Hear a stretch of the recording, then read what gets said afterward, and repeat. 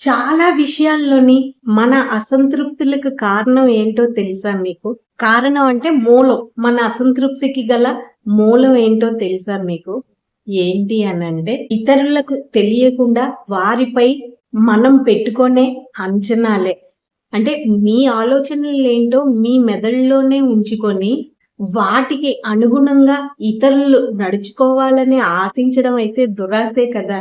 అంటే మీకెలాంటి ఆలోచనలున్నాయో మీ మెదడులోనే ఉంచేసుకొని అంటే వాళ్ళకి చెప్పకుండా, వాళ్ళు అర్థం చేసుకొని, వాళ్ళు దానికి తగ్గట్టు నడుచుకోవాలి అనంటే అది మన దురాశే అవుతుంది. అది ఎవ్వరికీ అలా మన మెదడులో ఏముందో ఇతరులకి ఎలా తెలుస్తుంది చెప్పండి? అందుకే అవతల వ్యక్తిపై మీకున్న అంచనాలను వాళ్ళకి స్పష్టంగా తెలియజేయడం అన్నది మీరు అలవాటు చేసుకోండి. అప్పుడు మీకు ఎటువంటి అసంతృప్తి ఉండదు. మనం చాలా సార్లు అనుకుంటాం చూడండి.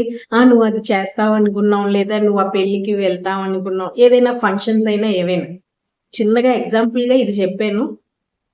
పెద్ద పెద్ద విషయాలకి కూడా అలాగే మన మెదడులో ఏముందో వాళ్ళెందుకండి అర్థం చేసుకుంటారు. ఎవరు వాళ్ళనే కాదు ఆ ప్లేస్‌లో మనం ఉన్నా అర్థం చేసుకోలేము. వాళ్ళ మెదడులో ఏముందో అర్థం చేసుకొని దానికి తగ్గట్టుగా నడుచుకోవడం, నడవాలి అని మనం ఆలోచించడం అయితే దురాశే అవుతుందండి. అది ఎవ్వరు ఆలోచించలేరు. లేదా వాళ్ళకైతే మీరు తెలియజేయండి. నాకు మీ మీద ఇంత అంచనా ఉంది. అంతేగాని మీ మెదడులో ఇది రన్ అవుతుంది కదా! ఇది వాళ్ళకి అప్పటికప్పుడే తెలిసిపోవాలనుకోవడం నిజంగా మన దురాశే. అది అవ్వదండి. అనవసరంగా మీరు అంచనా పెట్టుకొని మీరు అసంతృప్తి చెందుతారనమాట. అలా చేయకండి. అలా ఉండకండి.